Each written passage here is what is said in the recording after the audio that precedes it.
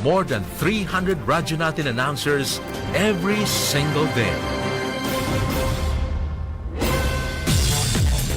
Mula sa bulwagang pambalitaan ng DXPC 95.9 Radyo Natin FM Cotabato City. Narito ang inyong lingguhang balitaan. Sabado Balita! Sabado Balita! Programang hihimay sa mga napapanahong usapin. Viral ng top trending. Sabado Balita! Para sa mga isyong bibigyan ng patas na opinyon at kuro-kuro, balansyadong komentaryo.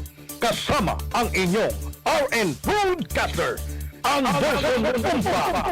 Sabado Balita!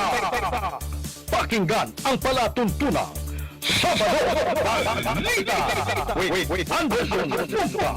Balitang may dating, mapa-viral, mana-trending. Sabado Balita.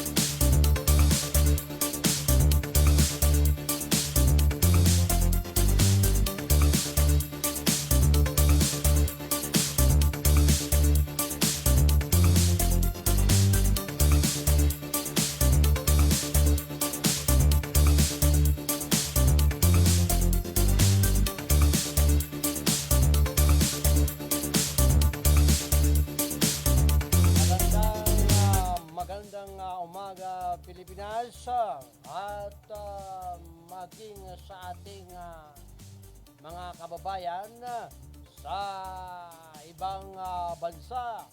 Magandang umaga po sa inyong lahat at tayo po ay magkakasama-sama sa loob ng isang oras mula alas 10 ng umaga hanggang alas 11 ng tanghali.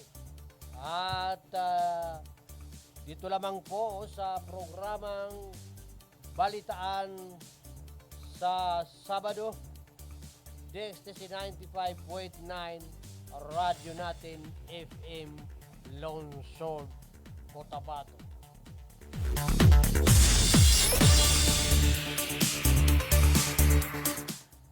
Tama po ang ating mga orasan. Lampas na po ng 14 na minuto ng alas 10 ng umaga. At sa akala ng ating butihing station manager Atty. Rudy Pai Mangulamansa at ang ating visitor license admin Juari. At of course, ang ating visitor license news writer Miss Carolina Balsa. Ako naman po ang inyong host, Anderson Ompa.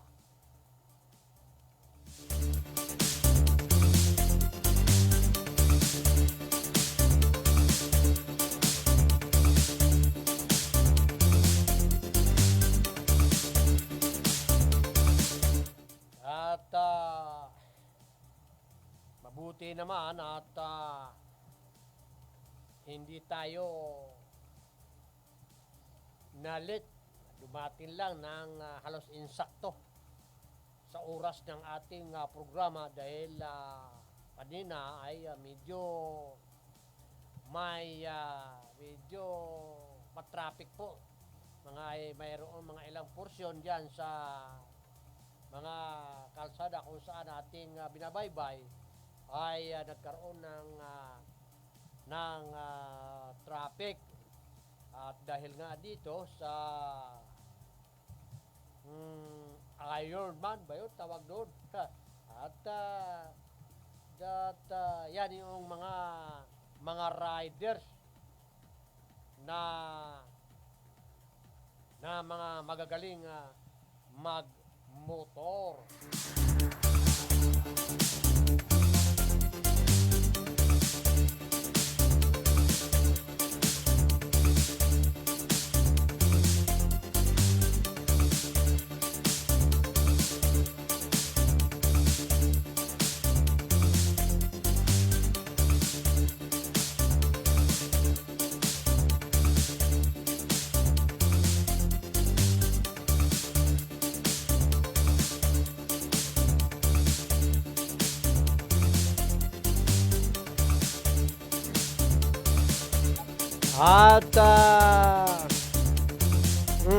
At dito sa mga kaganapan sa ating bansa ay hindi maiwasan na andiyan yung masaya at nandyan naman yung nalulungkot. Ay, natural lamang yan sa buhay ng tao. At ito nga sa mga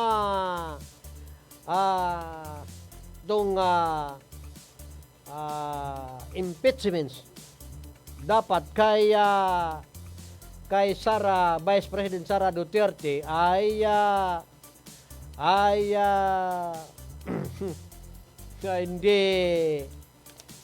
hindi natuloy. Dahil of course ang ating kataas-taasang hukuman ay nagpahayag na unconstitutional. Natural lamang na ang mga nandiyan ay mga matitindi at matitinong abogado, ay napakahirap naman kung pati ba naman ang kanilang ahensya ay mawalaan ng tiwala ang taong bayan. Kaya't marapat lamang na ang kanilang mga desisyon ay naayon sa batas at hindi sumusunod sa kagustuhan ng ilang mga salaulang politisyan. Tababa yan, salaulang politisyan. Ay, nako. Sa Luzon, Visayas at Mindanao at nasa labas din po ng ating bansa. Maraming salamat po. At yun nga, inakusahan ni Vice President Sara Duterte ang ilang miyembro ng House of Representatives ng pag-abuso sa proseso ng impeachment matapos sa panindigan ng Supreme Court ang desisyon nitong deklara bilang unconstitutional ang reklamo laban sa kanya.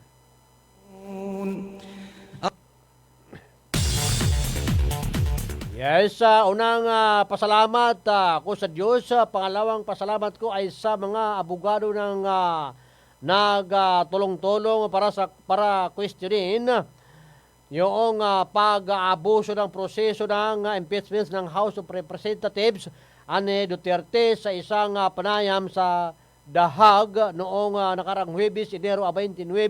At pangatlo, aniya ay yung pasasalamat ko sa lahat ng kababayan na patuloy na naniwala at nagtitiwala sa akin. Ayon sa desisyon ng Korte Suprema, null at void ang hakbang ng House noong Pebrero 2025 na tanggalin siya sa pwesto na sinasabing nagpapatunay ng kaniyang legal team na close na ang usapin.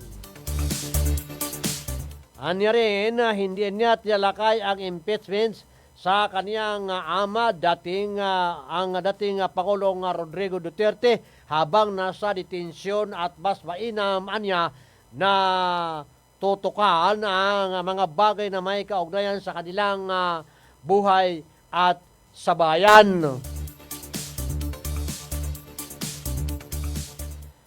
Binayuhan din ni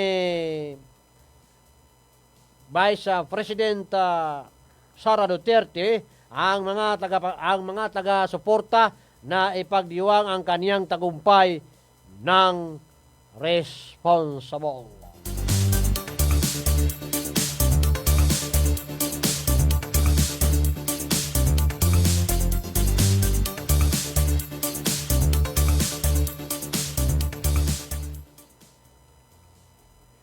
Ay, yun nga, ang Supreme Court ay bago man yan na magbaba ng decision,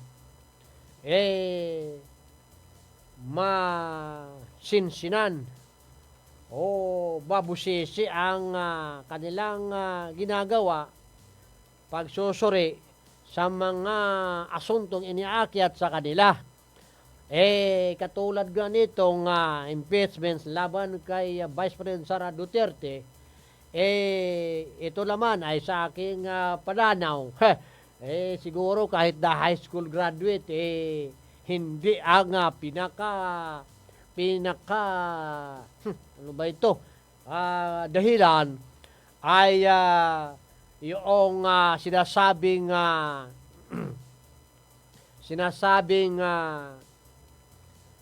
milyones na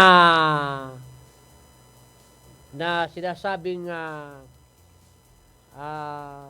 nawawala o sinasabing korupsyon.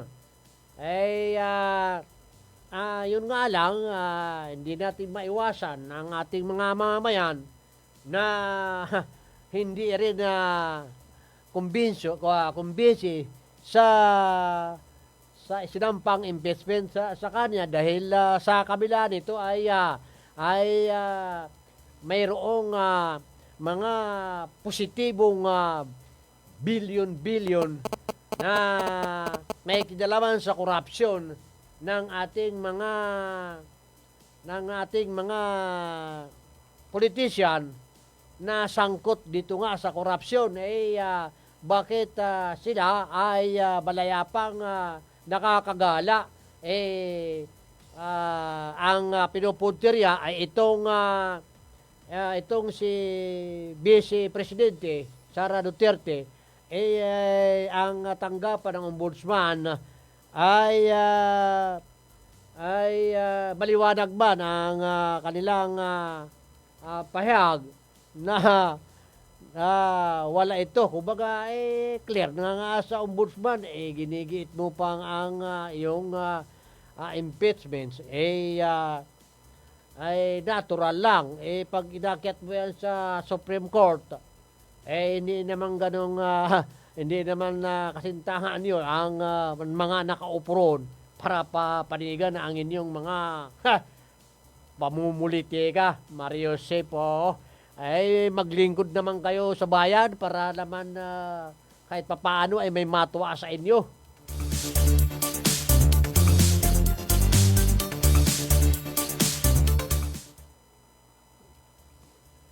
Kung bukas po ang aming numero para sa mga pampublikong o public services at sariling opinion na dito sa aming mga programa, maaari po kayong tumawag sa numero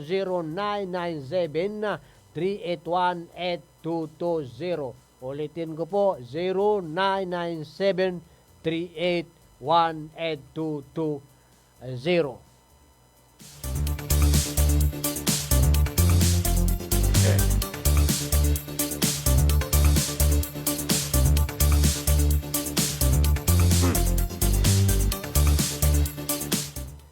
Twenty-five minutes after 10 o'clock in the morning. At ito kasing mga pagyayari sa ating kapaligiran ay ang nakikita kong pinakadahilan dito ay ang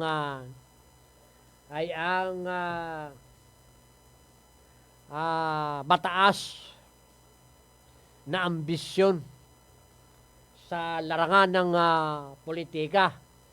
Kaya kahit na ito ay alam niyang mali, ay sige pa rin sige pa rin.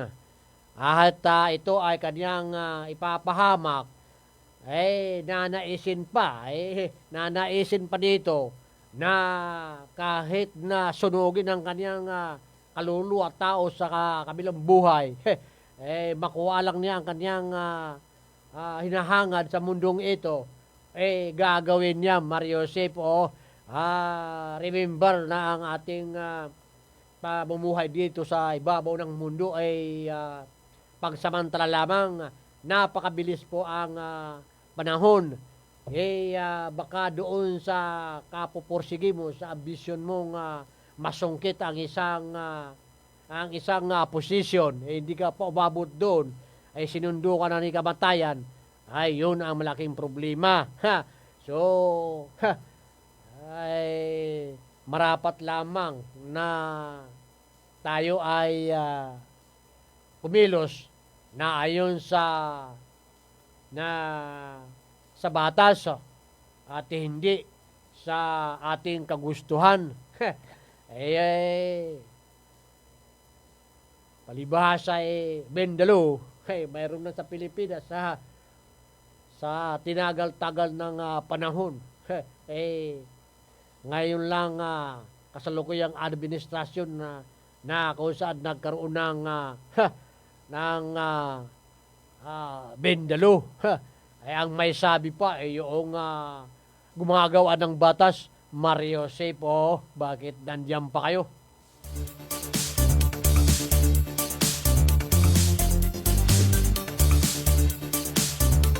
Natukoy na ng mga pamilya ang 11 katawan na nakuha sa dagat na sakop ng Haji Muhammad Basilan nitong nakaraang Huwebes, Enero 29. Ayon sa Basilan na Provincial Disaster Risk Reduction and Management Office, PDRRMO, 4 sa mga natukoy na nasawi ay mula sa Zulu hanggang ang 5 ay mula sa Zamboanga City. Sinabi ni Joel Kepley Ahihon Jr. ng Sulu PDRRMO na ini-deploy ang speedboat sa Basilan para kunin ang mga bangkay at dalhin ang mga ito sa kanilang pamilya sa Hulo. Barko ng Philippine Coast Guard naman ang ginamit para ibiyahe ang 5 bangkay patungong Zamboanga City. Batay sa advisory ng Basilan na PDRRMO, kinilala ang mga nasawi na sina Nalda Moksan, Norsalen Muamil, Dayam Awaludin, Harlen Asgali, Hariha Hadirul Nordaya Tawasil, Dina Ambutong, Anisa Ahsom at Musa Salah.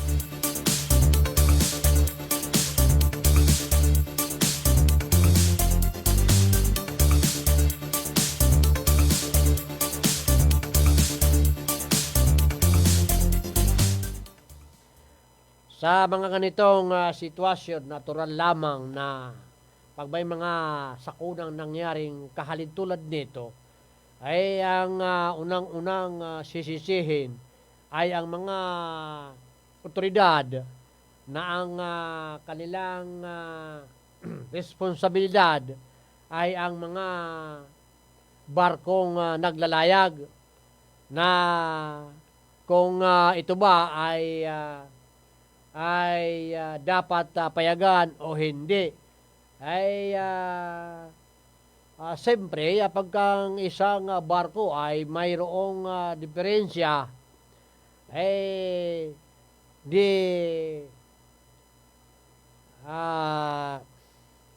natural lamang na may pagkakadelikado ito may problema nga kaya ang ating marina, ang ating mga otoridad na siyang may responsibilidad dito sa mga barkong naglalayag, dapat ay sila ay mabusisi na busisiin itong mga barko bago makapaglayag dahil alalahanin po natin na buhay ng tao ang nakasalalay.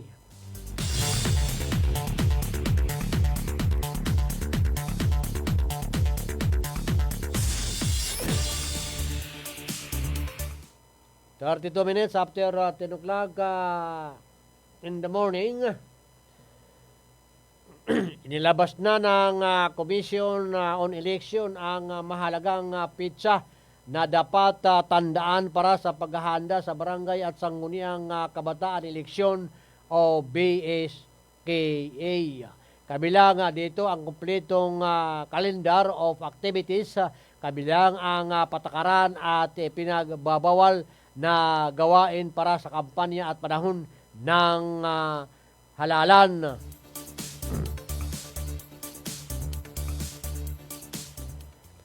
At ang nationwide voter registration period maliban sa Bangsamoro Autonomous Region in Muslim Mindanao BARM ay sa Oktubre 20, 2025 hanggang Mayo 18 ng kasalukuyang taon na. Voter registration period in BARM Mayo 1 hanggang 18, 2026. Filing ng Certificates of Candidacy September 28 hanggang Oktubre 5, 2026. Election period October 3 hanggang campaign ban September 28 hanggang Oktubre 21, 2022.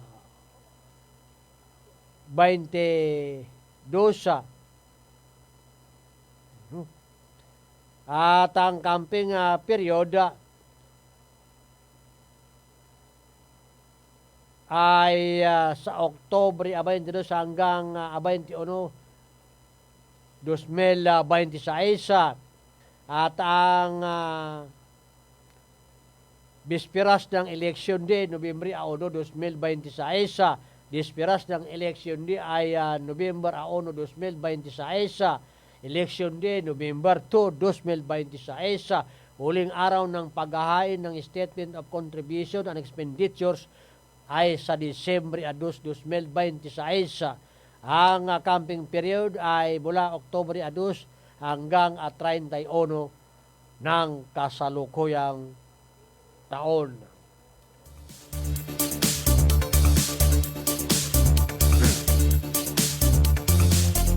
Samantala, itinakda na rin ng Commission on Election, COMELEC, ang filing ng Certificate of Candidacy, COC, para sa 2026 Barangay at Sangguniang Kabataan Eleksyon mula sa buwan ng Setyembre 28 hanggang Oktubre 5. Sa ilalim ng COMELEC Resolution number 11191 na nag-aayos ng kalendaryo ng mga aktibidad para sa halalan sa Nobyembre 2. Ang panahon ng halalan ay tatakbo mula Oktubre 3 hanggang Nobyembre 9. Ipagbabawal pa rin sa panahon ng halalan ang pagdadala ng baril at iba pang nakakamatay na armas sa mga pampublikong lugar, ang paggamit ng mga kandidato ng pribadong security personnel o bodyguard, ang organisasyon ng reaction to strike forces, ang pagsusuri sa mga election official at ang paglilipat o pagdidetalye ng mga empleyado ng serbisyong sibil. Tinakda ang panahon ng kampanya mula sa Oktubre 22 hanggang Oktubre 31, kasama sa mga ipinagbabawal ang gawain sa panahong ito ang pagtanggal o pagsira ng mga legal na campaign materials, paggamit ng illegal propaganda at nagbibigay ng cash o in-kind donation. Sinabi ni Comelec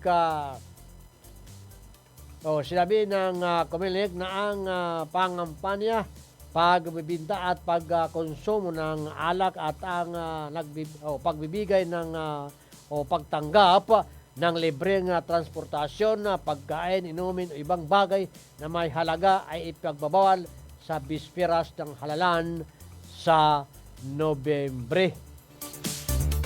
Ang deadline para sa paghahain ng Statement of Contribution and Expenditure ay sa Disyembre 2. Itinakda ng Republic Act 12232 ang BSKE sa unang Lunes ng Nobyembre 2025.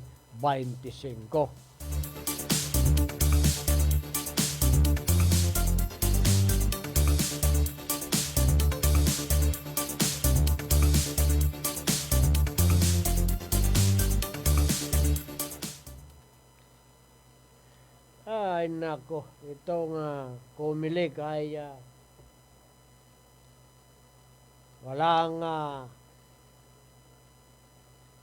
permanenteng pabago-bago.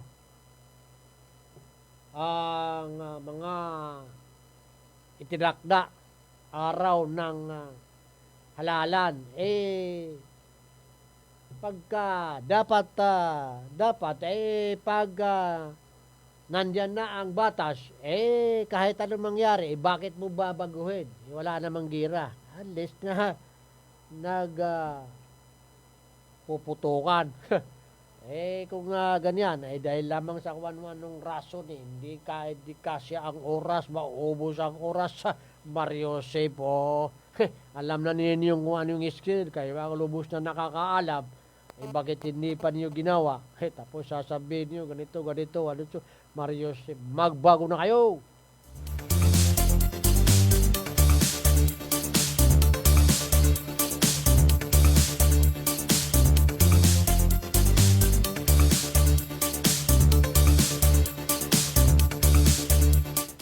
Kaya tuloy pati ekonomiya ng bansa ay naapektuhan. At maaari sanang mas lumago pa ang ekonomiya ng Pilipinas noong nakaraang taon kung hindi napalitan ang gobyerno na itigil ang public infrastructure spending dahil sa pagputok ng flood control projects controversy.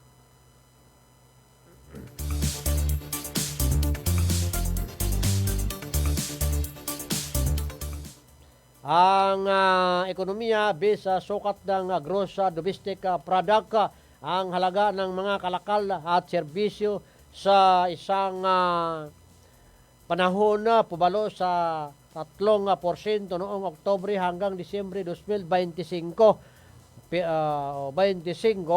period mas babagal kaysa downwardly revised sa 3.9% growth rate na nakita sa third quarter ng huli. Ang fourth quarter 2025 economic performance ang nagdala sa full year 2025 GDP growth rate sa 4.4%, bumaba sa target na 5.5% hanggang 6.5% ng administrasyon.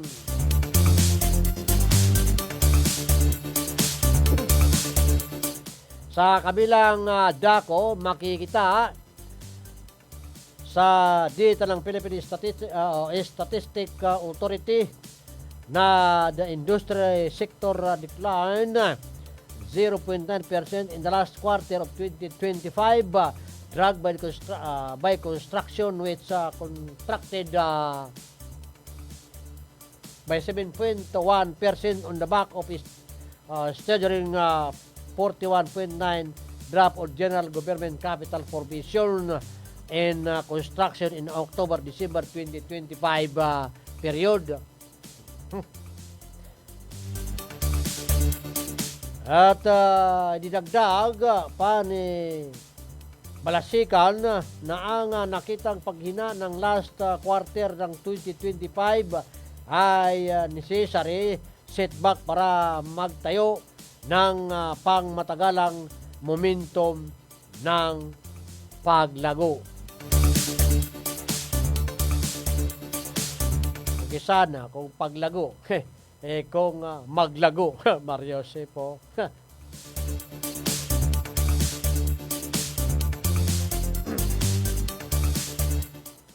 41 minutes after 10 o'clock in the morning, na natiling suportado ni Pangulong Ferdinand Romualdez Marcos Jr.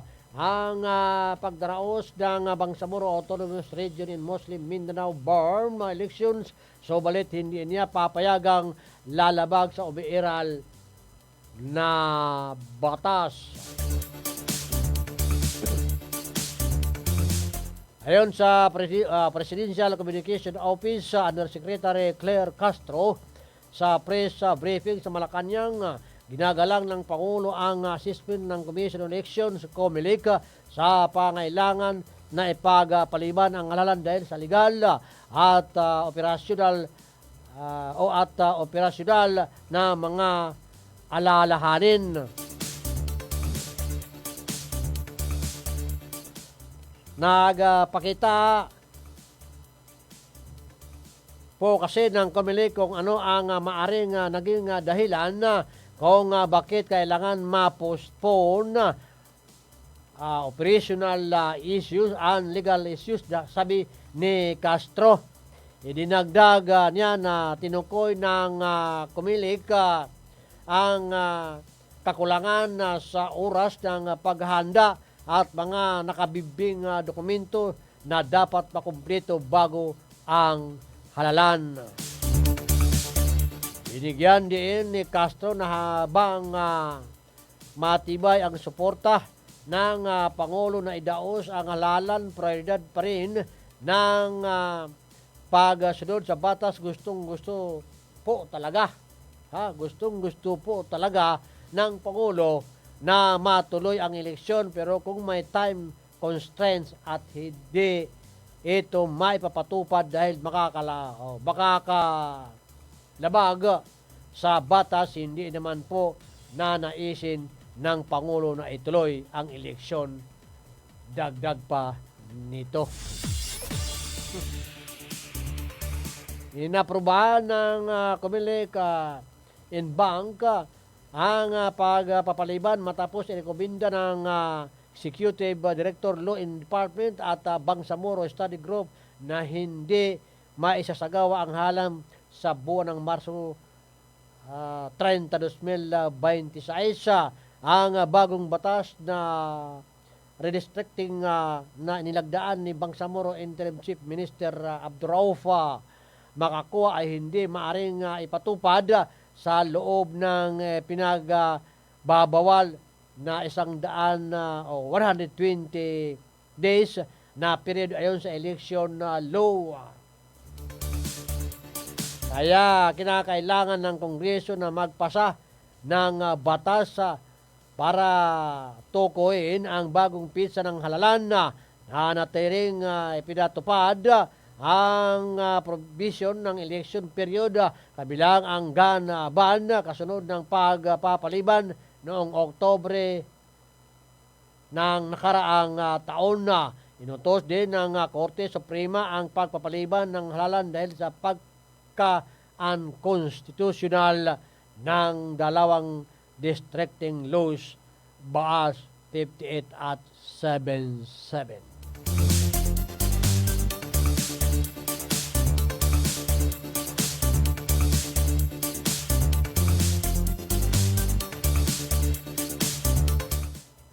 Sige. Ioro ng ioro niyo.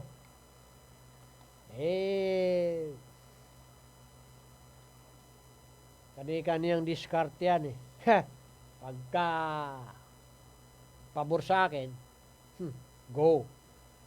Pag hindi pabor sa akin, teka muna. Seryosi po. Yan ang mayroon sa Pilipinas. 46 minutes after 10 o'clock in the morning.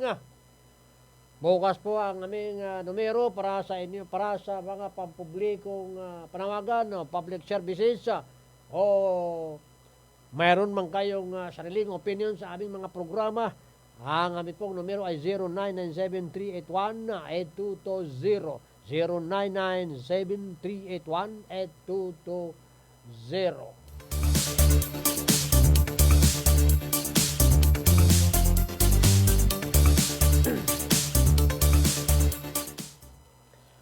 Opisyal nang inideklara ang bayan ng Omar sa Sulu bilang gun-free area at peace center community matapos pagtibay ng sangguniang bayan ng isang resolusyon bilang bahagi ng pinaigting na advokasya sa kapayapaan at kaayusan. Pinuri ng Army 11 Infantry Division ang hakbang na ito na binasa ni Vice Mayor Judin Nur Pantasan sa isang seremonya nitong Huwebes ay Enero 29 sa covered court ng barangay Lahing. Pinagtitibay ng resolusyon ang matibay na panindigan ng bayan ng Omar sa kaligtasan ng publiko at pang-matagalang kapayapaan ayon sa 11 Infantry Division. Nagpasalamat naman si Mayor Abdul Baki Adjibon sa mga barangay official at security forces sa kanilang pagkakaisa at suporta at iginiit na mahalaga ang tuloy-tuloy na dialogo at kooperasyon upang mapanatili ang deklarasyon. Ayon kay Brigadier General Alare Cabilino de los Santos, commander ng 102nd Infantry Brigade, naging posible ang tagumpay dahil sa kahandaan ng mamayan na yakapin ang kapayapaan. Tagumpay ang seguridad kapag mismong komunidad ang nagmamayari ng kaayusan, anya. Pinuri rin ni Brigadier General Leonardo Peña, commander ng nasabing Infantry Division, ang sama-samang pagsikap ng lahat ng sektor at nanawagan na pangalagaan ang mga nakamit para sa susunod na henerasyon.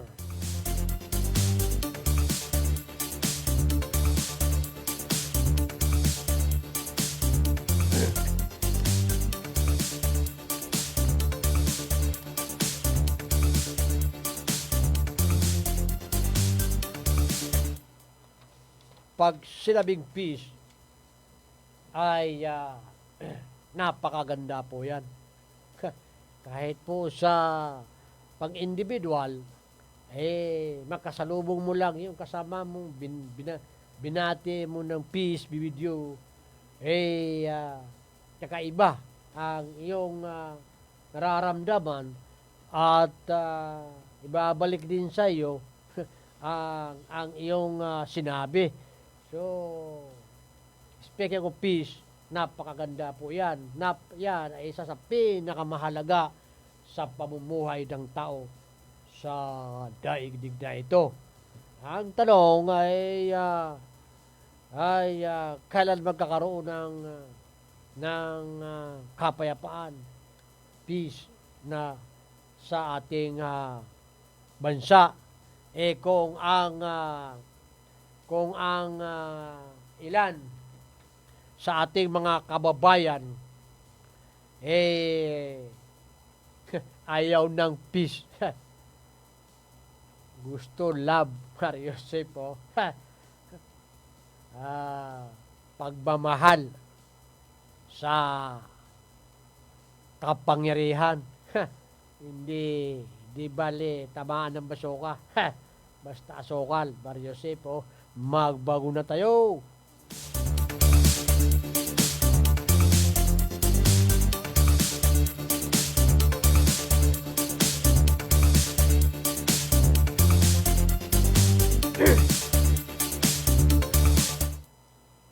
Madin, ito lamang mga nakaraang araw o ito lamang linggo o itong buwan. Kasalukuyang buwan, unang buwan ng 2026, taong 2026 ay sunod-sunod ang mga pangyayari. Parang lumalabas na may panahon din ang mga pangyayaring di kanais-nais.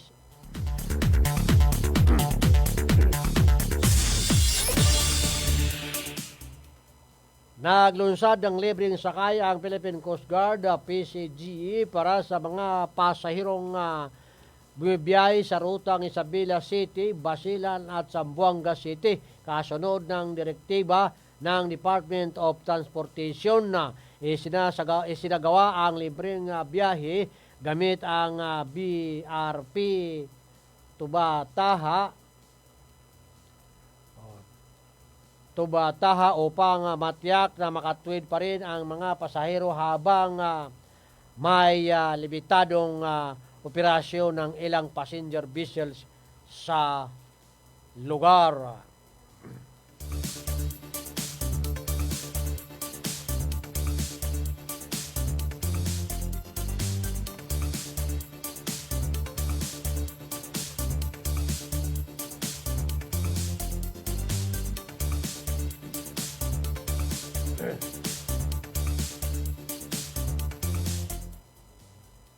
Prioridad sa programa ang mga senior citizens, person with disabilities, buntis at mga bata habang pinapayuhan ang mga pasahero na magdala ng valid ID para sa verifikasyon. Sinimulan ang libreng sakay kahapon Enero 29 at nagpapatuloy ngayong araw upang matulungan ang mga biyaherong apektado ng pansamantalang kakulangan ng biyahe sa rota.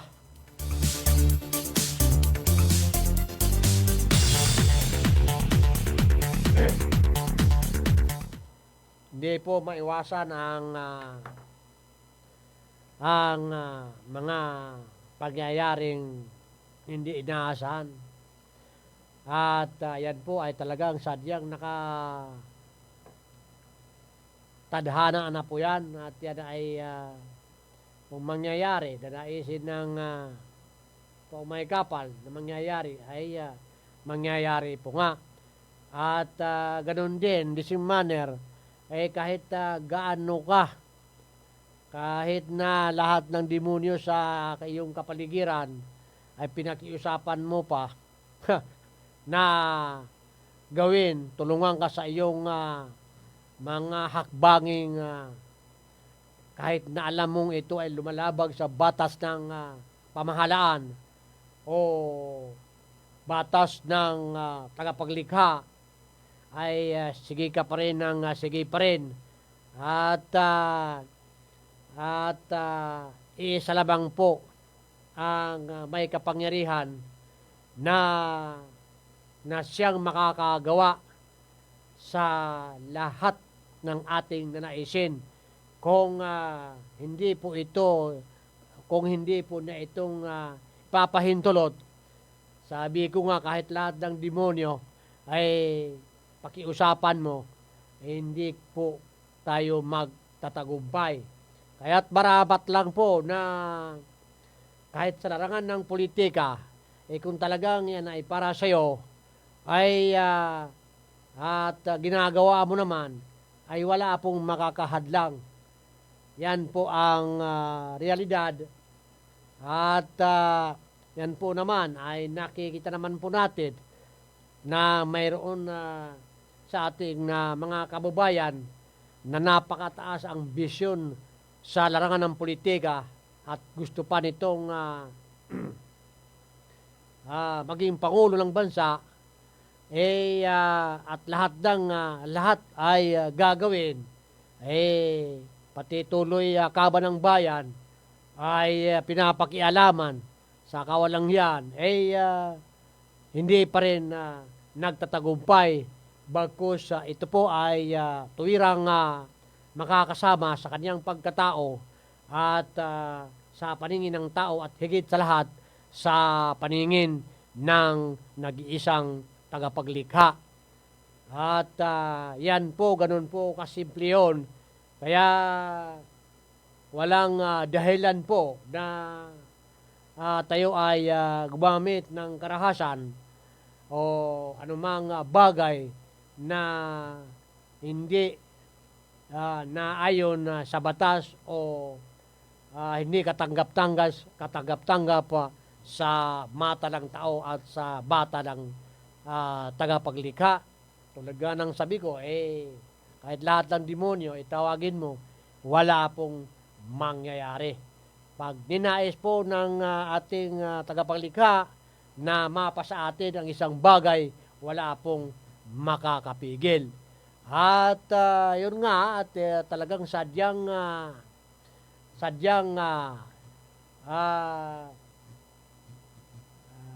may mga pagyayaring ganon dahil nga sa taas ng ambisyon sa buhay,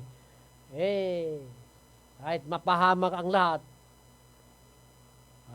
magawa lang niya ang kaniyang gusto, ay sige pa rin ang sige pa rin. Marapat lamang po na tayo ay kumilos at gumawa ng mga bagay kahit saan mang aspeto sa ating buhay ay mas maigi at napakaganda na tayo ay hindi lalagpas sa kagustuhan ng tagapaglikha dahil yan ang bukod tanging paraan na mapa sa atin ang kapayapaan sa mundong ito hanggang sa kabilang buhay.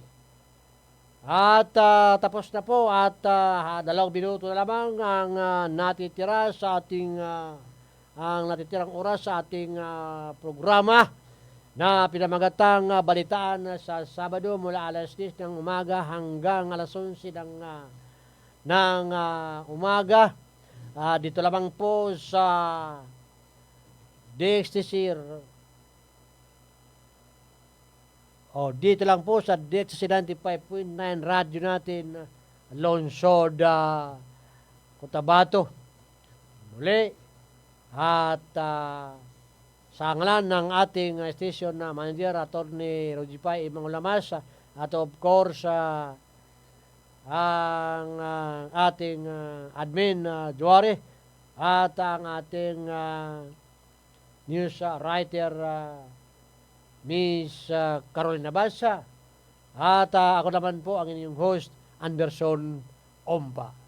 Maraming salamat sa inyong pagsubaybay at panonood. Dalangin ko sa poong may kapal, nawa tayo ay laging nasa tuwid na tinatahak at laging nasa tuwid ang ating pamumuhay at maging kasiyasya ang ating mga gawain sa paningin ng nag-iisang tagapaglikha. Diyan na kayo at dito na ako. Mabuhay po tayong lahat.